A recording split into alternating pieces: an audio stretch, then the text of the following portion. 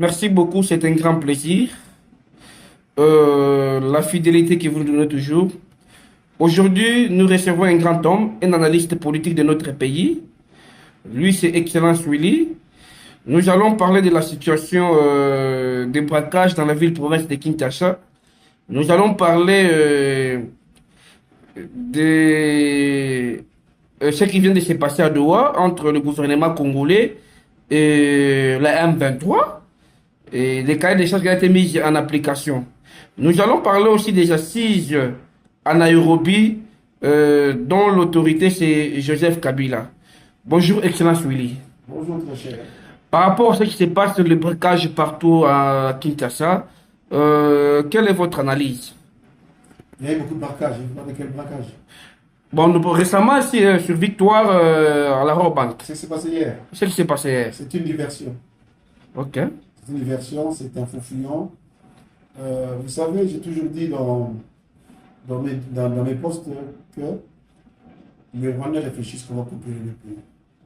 Ils n'ont réfléchi comment arrêter M. Willy, comment arrêter M. Dominique avec ses vidéos, comment faire partir quand même l'hémicycle.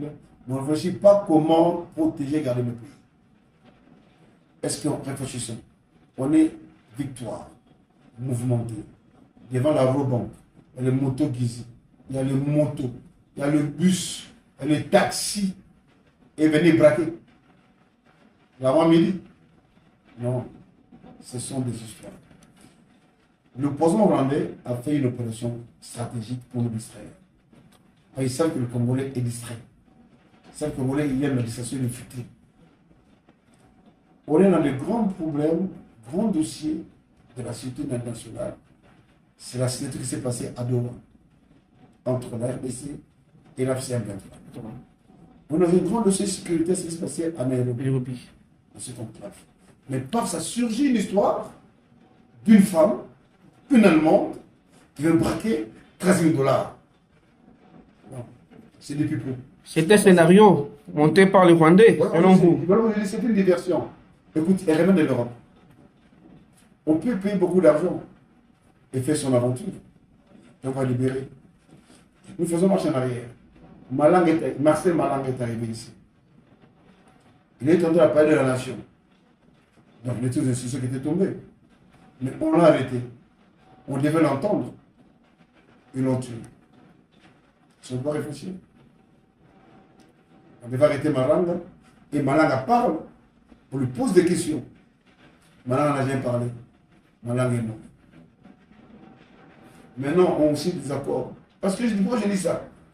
Quand le président a fait son discours en Belgique, l'histoire est sortie Anthony Kisombe. Les gens avaient oublié ça, mais le politicien avait oublié ça. Tout le monde était penché sur Anthony. Boîte de nuit nouveau. C'est ça. Donc, je dis, cette affaire-là, c'est une diversion. Je ne crois pas ça. Maintenant, ici, nous constatons l'absence de l'État ou bien qu'est-ce qui se passe au juste? Parce que comment on peut monter un scénario, une dame qui vient allemande, elle se retrouve en RDC. Normalement, elle a réussi son coup. Elle a réussi son coup parce que pour le moment, on n'en parle pas de ce qui s'est passé à Doha, on n'en parle pas de ce qui se passe à Nairobi. C'est-à-dire, la dame a réussi son coup. C'est l'absence de l'État ou bien comment? Non, le problème c'est quoi? L'État est là. Le problème c'est quoi? L'État ne veut pas des penseurs. Quand je dis ça, les gens qui dirigent avec le président, ils veulent rien savoir des penseurs. Ils se disent tout connaître. Moi, je suis au temps de Mobutu. Pour que tu travailles avec lui, il faut aller à Makanakabobi, à l'école du parti. Pour être initié, en fait. Pour pas le chef de l'État. C'est que c'est peut se faire avec nous sacré, les présidents les appellent pour remettre à l'ordre. Mais il y a des penseurs qui sont anonymes, qui ne veulent pas les écouter. L'État n'est pas absent. L'État est présent. L'État n'est pas démissionnaire. L'État est actif. Le problème, c'est que les hommes valables ne sont pas dans leur place. On met des autodidactes dans les affaires. On met les CDD, les gens qui maîtrisent les tous travaux dans les affaires. Voilà pourquoi on voit beaucoup de failles du point de vue sécuritaire. Alors, par rapport à ce dossier, quelle est votre proposition? Bon, ben, c'est vrai, nous sommes dans un monde de plagiat. Eux, ils ne créent pas. Mais quand tu parles, ils sont à part. Et eux aussi, les bienfaits, ils font très mal. Je dis qu'il y a quelqu'un qui a amené cette idée. On doit créer une unité spécialisée. Je veux dire, s'ils ont besoin, on a en détail qui me reçoit le ministère de l'Intérieur, qui me reçoit le ministère de la Défense, qui me reçoit la présidence, la CNS. Merci beaucoup. On a parlé de Doha. C'est qui vient là, donc, le cahier des charges vient d'être mis en application entre les M23 et le gouvernement congolais. Oui. Quelle est votre lecture par rapport à bon, l'État congolais perdant ou bien c'est les M23? Depuis la nuit du temps, l'État congolais n'a jamais été perdant. L'État congolais a toujours été gagnant. Nous avons une faille. On n'a pas de bon suivi. C'est ça la faille. Et puis, ces gens jouent à double jeu. Ils ne sont pas sincères avec l'État congolais. Moi, je dis parce qu'on n'a pas de bonnes personnes. Parce qu'on a des bonnes personnes, je crois que tout ira bien. Parce que maintenant, on parle, ils doivent observer le cessez-le-feu. On est sur ça. Mais en Amérique, on a dit qu'on doit d'abord sortir le FDLR FDLR, oui. pour qu'on signe d'accord. Ça commence très bien. Mais je suis sur les réseaux sociaux, j'ai vu une lettre de FDLR qui dit que les gens qui veulent se rendre librement, ils sont attaqués par le RDF. Donc on a l'avantage. Les gens s'ils rentrent, on sera gagnant. Mais seulement il faut que les présidents placent de bonnes personnes. Il y a l'intérêt qui est dans ce pays, donc utiliser l'intérêt de ce pays. Mais ce que je cherche sur le M23, il y avait une condition. Avant de signer, de mettre en application le cahier des charges, on doit libérer les prisonniers, comme des Mwangatoutou. Mais où en sommes-nous avec ces dossiers?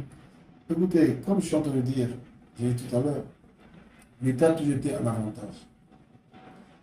Pour le M23, il devait déjà être ici depuis longtemps. Mais bientôt c'est janvier. L'État est un avantage. Ils n'ont même plus de conditions à donner. Mais ils sont en train de donner parce qu'ils ont l'argent à l'intérieur. Ils ont l'argent à l'intérieur avec le jeu de l'État. Vous savez, Denis, c'est le fou du roi. Hein? Denis, c'est le fou du roi. Il avait dit que les présidents se battent seuls, et c'est vrai.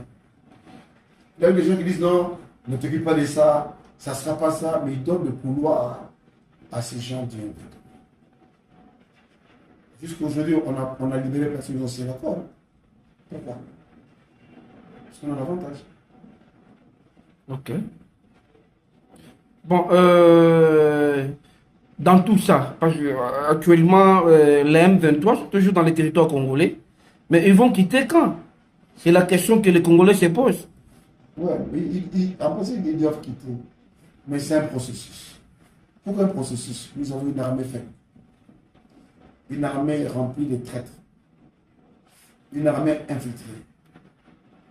On a tous suivi au Vira, ils ont refusé un général là-bas. Oui. C'est pas un secret de Chilien. Les gens de la Gracité, ils n'ont pas voulu de lui. Pourquoi? Bon, par rapport... Parce que ces gens-là, non, ils sont pas les. Parce que ces gens sont là, en train de trahir le pays. Ils sont là, ils jouent le double jeu. Ils jouent le double jeu. Si aujourd'hui le président se réveille matin, il tape sur la table, il prend tous les moboutistes et il les remet aux affaires. Il prend les gens des musées, les écrits, les met aux affaires. C'est bien fini, hein, attendez le voir. Ah, c'est une proposition de votre part. Je l'ai toujours dit. Oui. J'ai toujours dit. Vous savez quoi? Ce sont les Belges qui nous ont colonisés. Les Belges nous connaissent très bien. Pour les affaires, l'économie, on a donné ça au peuple congo. Pour la justice, c'était les Kassaïens et les Bandungu. Pour l'armée, c'était les Bangala. Je la mets chez les Balouba et chez les Swahili. Merci beaucoup. Parlons maintenant des assises à Nairobi. C'est un complot contre la République ou bien pour sauver la République? Non, c'est un complot, c'est pas pour sauver. Tous ceux qui étaient là à la réunion avec Kabila. On nous a parlé de sauvant le Congo. Non, souvent le Congo, c'est Coutinho, ils doivent demander pardon à Coutinho. Ils doivent aller payer droit d'auteur. Ils l'ont rendu un firme, quoi, parce qu'il avait construit le Congo. Le Congo n'est plus à sauver, le Congo est sauvé. Ils sont pour leurs intérêts. Écoutez, j'ai vu Chibanda, mais il y a eu des accords qui amènent ce pays à mort. Chibanda était signataire. J'ai vu Théophile Bemba. Ils étaient destinataires. Ils sont nombreux, ils sont destinataires, ils ont travaillé contre la République. Écoutez, on n'a qu'un seul pays. On est bantou. En guillemets. Chez nous, le lait chasse la famille. Oui. Mais pourquoi pas venir à l'interne traitant? Pourquoi aller descendre au côté oriental? Et pourquoi Nairobi? Et là, je parle au chef de l'État. Il a tapé sur la table. Tous ces mouvements rebelles, nous subissons cette de Nairobi. Ça nous coûte quoi de couper les relations diplomatiques? Ça nous coûte quoi là? Ça nous coûte quoi? On peut pas commencer à pleurnicher, on prend acte. Non, président, tape sur la table. Ces gens là parce qu'on doit gérer le pays, on doit gérer. Mais où est le problème? Parce que dans le temps, l'UNC et l'UDPS se sont aussi réunis à Nairobi. Là, il n'y avait pas de problème. Mais aujourd'hui, quand il s'agit de... Il y avait le problème. L'UNC avait des problèmes, ils sont aujourd'hui... Non, nous parlons par rapport à ce qui s'est dit. Aujourd'hui, avec FCC Cash, ils en sont où? Il y avait un problème. C'est que je dis, je pèse mes mots. Oui. Sur la chronologie, même Nanga pour créer la République, il commence par où? Qu'est-ce qu'on te dit? On n'a pas vu le président faire le tour là-bas à Kenya pour voir la M23, après il a refusé. Qu'est-ce que tu veux raconter? Même IDPS, FCC, je ne sais pas quoi, leur truc là, UNC, je ne sais pas quoi. Ils sont finis où? Attends, non, parce que oui. Je veux qu'on réfléchisse. On n'a que ce seul pays, papa. On peut être sentimentaliste, on doit réfléchir. Et ces Rwandais savent que nous, on ne réfléchit pas. Mais ces ministres ne réfléchissent pas. Tous ces conseils ne réfléchissent pas. Pour preuve, les présidents ils traînent en l'air là-bas. Qu'est-ce qu'ils ont mis en place pour les présidents?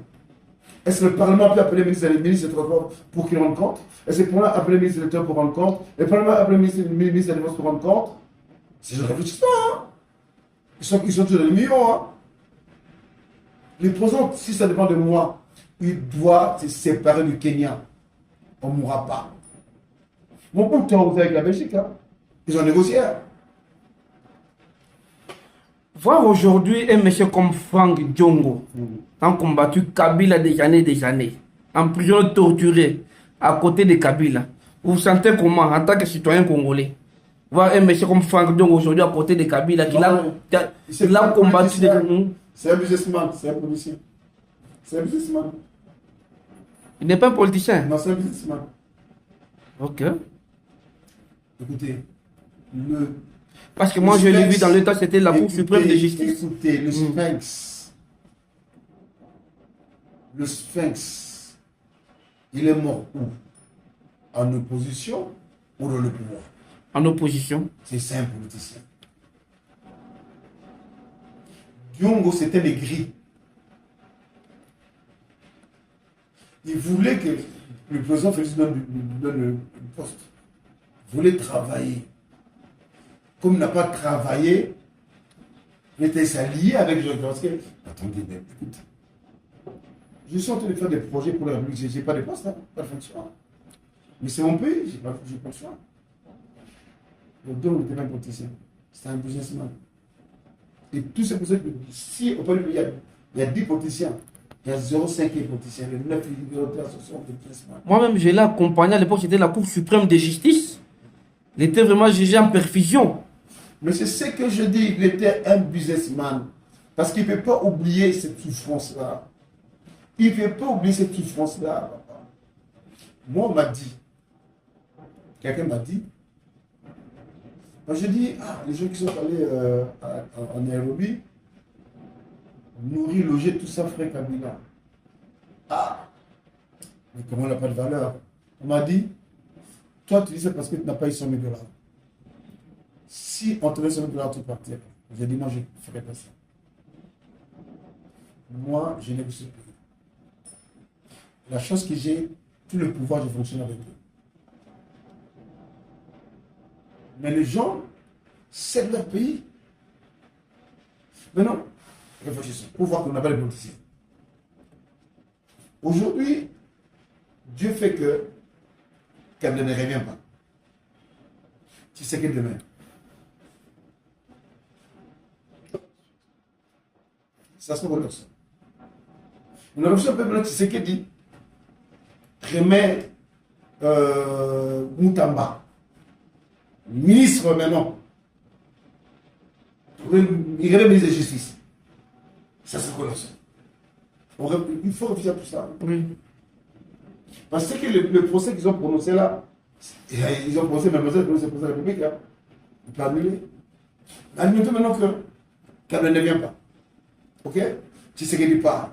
Une autre Moutamba vient. Ce sont des calculs. Ok. Merci beaucoup, Excellence Willy, pour avoir répondu à notre invitation. Prochainement.